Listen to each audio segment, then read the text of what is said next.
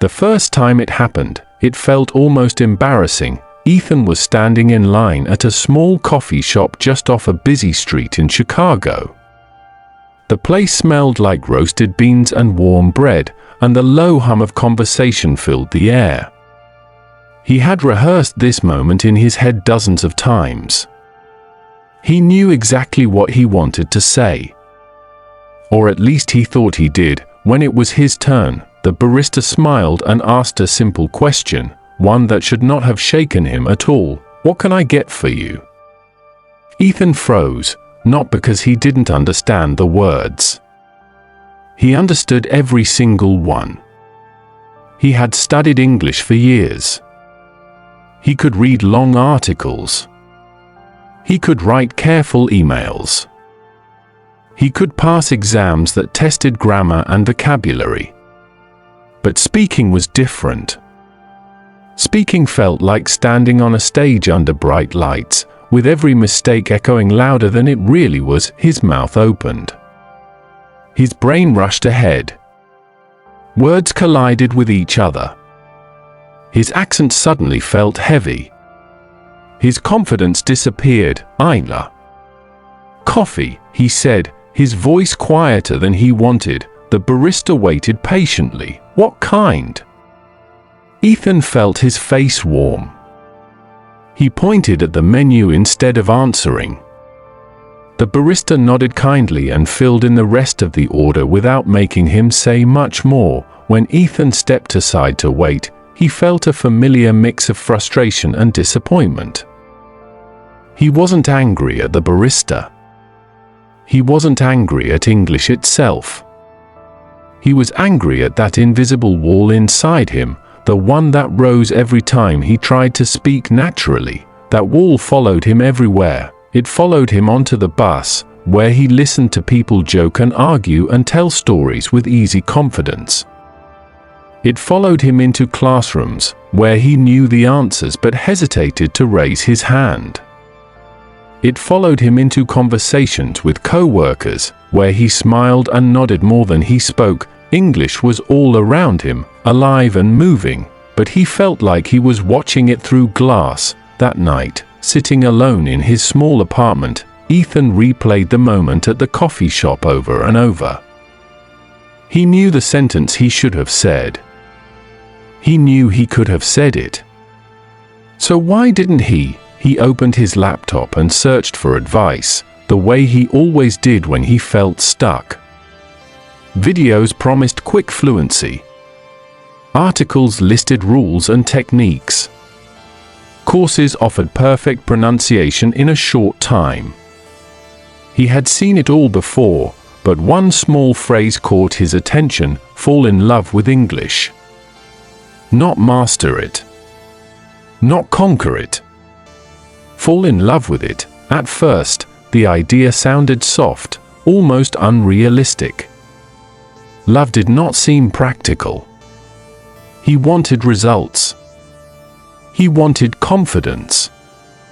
He wanted to speak without fear. Still, something about that phrase stayed with him. The next day, instead of opening a textbook, Ethan did something different. He turned on a TV show he used to watch back home, one he already loved, but this time he watched it in English. Not with the goal of memorizing words or analyzing grammar. Just watching. At first, it felt strange. He missed jokes. He missed details.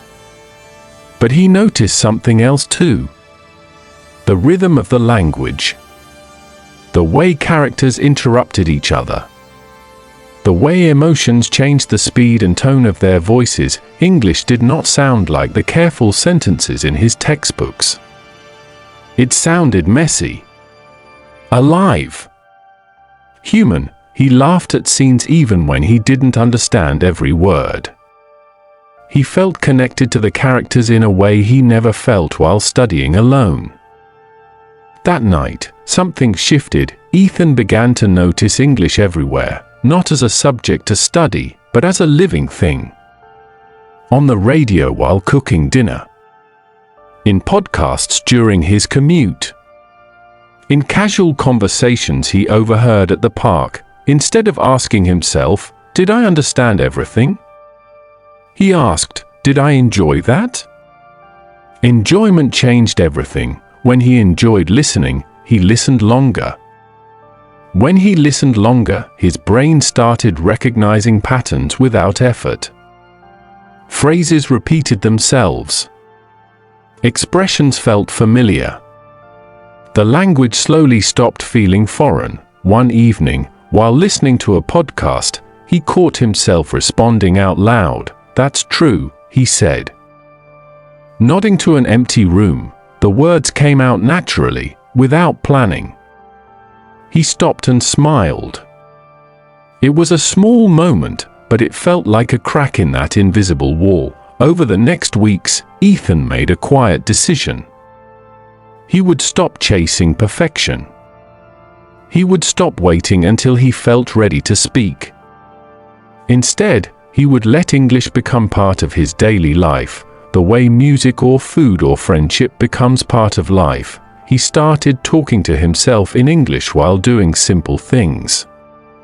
While washing dishes, he described what he was doing. While walking to work, he narrated his thoughts. At first, it felt awkward. Then it felt normal. Mistakes happened constantly. He mixed tenses. He forgot words. He said things that sounded strange. But no one laughed. No one corrected him harshly. Most of the time, no one even noticed. One afternoon at work, a coworker asked him how his weekend was. Normally, Ethan would give a short answer. It was good. This time, he paused, then continued. "I went to the lake," he said slowly. It was very calm. I needed that. The coworker smiled. "That sounds nice. Did you go alone?" And just like that, the conversation continued. Not perfectly. Not smoothly. But honestly, Ethan felt something new in his chest.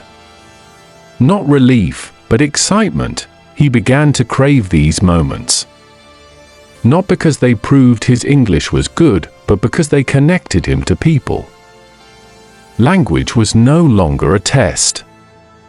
It was a bridge. There were still hard days. Some mornings, words felt heavy again. Some conversations ended awkwardly. Some jokes went over his head. But instead of letting these moments stop him, he started seeing them as part of the process, like falling while learning to ride a bike. You don't quit riding because you fall. You fall because you are riding. One night, months later, Ethan found himself back in that same coffee shop. The same smell. The same counter. A different barista. "What can I get for you?"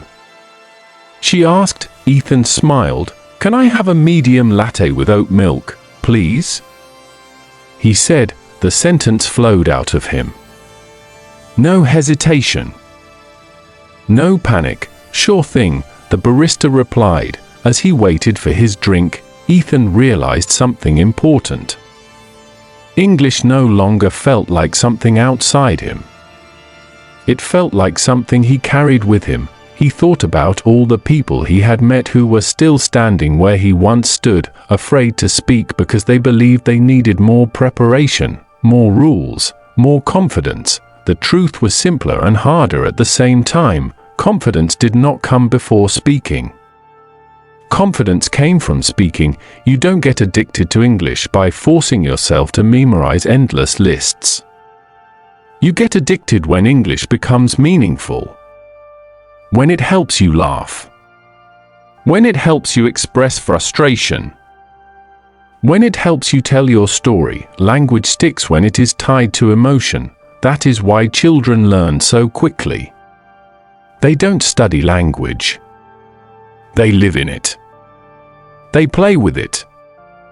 They make mistakes without shame. Adults forget this. We carry fear. We carry pride.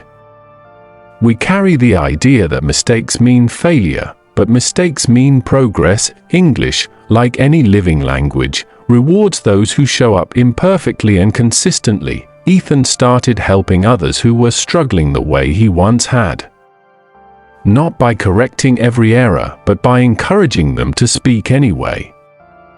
By reminding them that fluency is not about sounding like someone else.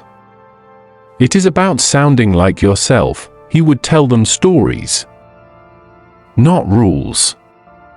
He would remind them that accents are not weaknesses. They are proof of courage.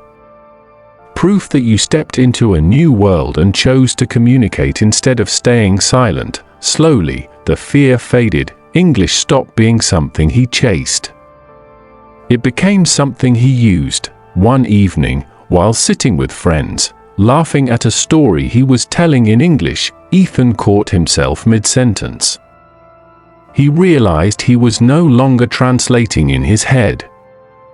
The words were simply there. That was the moment he knew he was addicted, not to perfection, not to approval, but to the freedom that came from expressing himself without hiding. If you are listening to this story and you feel that same invisible wall, know this: you are not broken.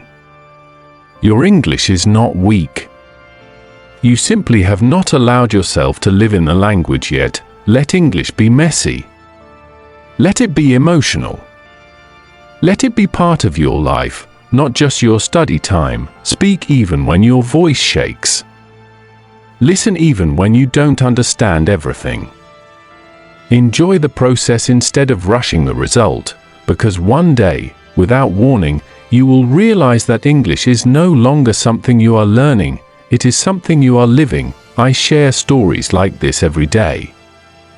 Subscribe so you don't miss the next one.